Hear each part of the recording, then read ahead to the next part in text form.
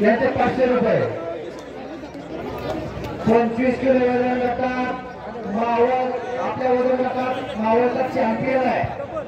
double champion आहे नाव काय तुला चैतन्य पैलवान कुसवलीचा पैलवान आहे आणि खानापूर